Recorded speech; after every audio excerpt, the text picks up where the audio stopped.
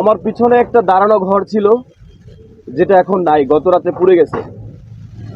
এর কারণ হচ্ছে আমি জুলাই আগস্ট আন্দোলন করেছি। আমি জুলাই আগস্টে কথা বলেছি, বাংলাদেশের পক্ষে কথা বলেছি, বাংলাদেশের মানুষের জন্য কথা বলেছি। তো বাংলাদেশের মানুষের জন্য কথা বলে কি আমি ভুল করেছি? আমার আজকে দাঁড়ানো ঘর নাই কেন? ঘরের বাইরে থেকে লাগানো আটকায়, তারপর ভিতরে আমার বাবা ছিল, মা ছিল, আমার ভাবি ছিল, আমার ভাতিজির বয়স 4 মাস, আমার ভাতিজা ছিল 4 বছর। তাদেরকে সম্পূর্ণভাবে মারার জন্য ঘরের আগুন দেওয়া হয়েছে। এখানে একটা দাঁড়ানো বিশাল বড় ঘর ছিল, আপনারা সংগ্রহ করে ঘরের ছবি দিয়ে দেবেন। এখানে কোনো কিছু নাই এখন। তাহলে আমি বলবো যে এই বিপ্লবী সরকার, আমরা যে বিপ্লব ঘটালাম, বিপ্লব ঘটাই একটা সরকার গঠন করে দিলাম। আমি তো ফ্রন্টে থেকে, আপনারা জানেন, এখনো ভিডিও ফুটেজ আছে, ফ্রন্টে থেকে আমি স্লোগান দিচ্ছি, ফ্রন্টে থেকে আমি কথা বলছি। আমার ঘরে যদি না থাকে তাহলে এই বিপ্লবী সরকার কি করলো, কি প্রোটেক্ট দিল? আমি 3-4 দিন আগে ধানমন্ডি 32 ভাঙা হলো, সেখানে আমি ফ্রন্টে ছিলাম। বুলডোজারের উপরে উঠে আমি স্লোগান দেশের মানুষের জন্য স্লোগান দিচ্ছি, বাঙালির জন্য স্লোগান দিচ্ছি। বাঙালির জন্য স্লোগান দিয়ে আমার বাবা মা ভাই বোন ভাতিজা কেউ নাই, আল্লাহ কোনোভাবে বাঁচাই দিছে। বাইরে থেকে লাগাইয়ে সব পুরো ঘরটাই নাই।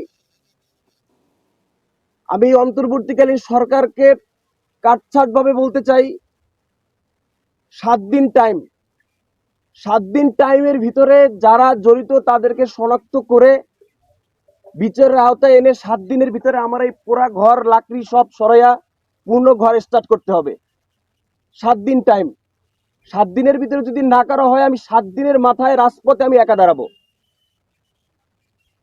আমাকে এই রাজপথে দাঁড়ানোর জন্য টিএসসিতে যেতে হবে না, আমাকে প্রেস ক্লাবে যেতে হবে না, আমাকে সচিবালয়ের সামনে যেতে হবে না। আমি পুরা ঘরের সামনে আমার রাজপথ এখানে দাঁড়াবো। এখানে দাঁড়ানোর জন্য টিএসসি পর্যন্ত জ্যাম লেগে যাবে। আমি বিপ্লব করে হাসিনাকে লড়াইছি, আমরা সবাই মিলে। হাসিনা ভারতবর্ষে আগুন এখানে ধরাই দেয় নাই। আইন শৃঙ্খলা বাহিনীর প্রতি আমি শ্রদ্ধাশীল, চাইলেই সম্ভব। এটা যদি না করা হয়, আমি 7 দিনের মাথায় গিয়া আমি বিপ্লবী সরকারের ডাক দিব। এই সরকারকে দেশের মানুষ, আজকে দেখেন, আজকে যদি বিপরীত হইতো, এই সরকার স্বৈরাচার সরকার যদি থাকতো, আমরা যারা আন্দোলন করেছি, আমরা টোকাই টোকাই গুলি করতো, জেলখানায় ঢুকাই রাখতো। আজকে আমরা উইন হইছি, কিন্তু ছাত্রলীগ এখনো ঘুরে, এখনো পোস্ট করে। আজকে আমার আগুন জ্বলে, তারা বলে যে সমান সমান হয়ে গেছে, তুমি ধানমন্ডি পড়ছো, তোমার বাড়ি পড়ছে। তাহলে এই বিপ্লবী সরকার কি, তার কাজটা কি? সে কি করলো?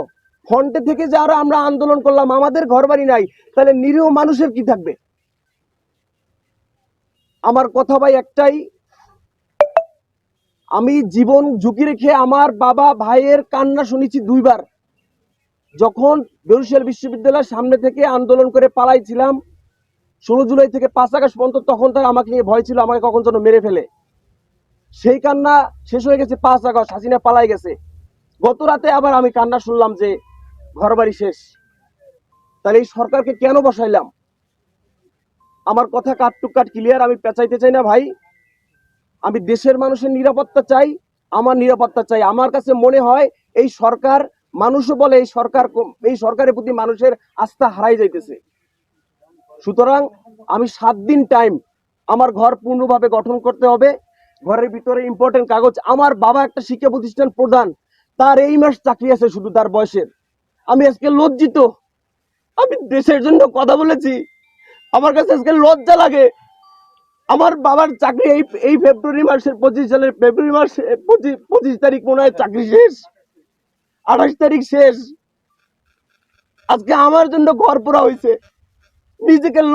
নিজে লজ্জিত, আমি কি করেছি?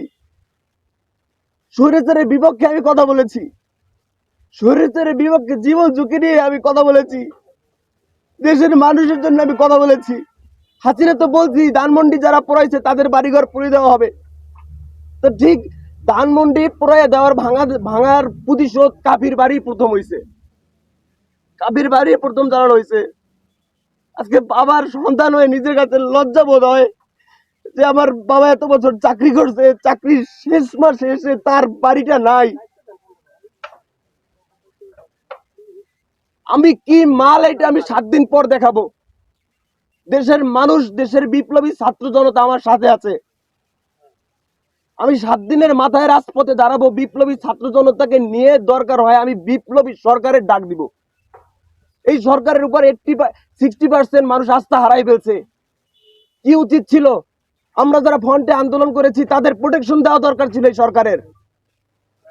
ধানমন্ডি 32-এ বুলডোজারের সামনে স্লোগান দিছি, তার উচিত ছিল না? যারা ফ্রন্টে থেকে স্লোগান দিচ্ছে, মিছিল করছে, মিটিং করছে, যারা জুলাই আগস্টে আন্দোলন করছে তাদেরকে আলাদাভাবে কেয়ার করার কখনো চাইছি?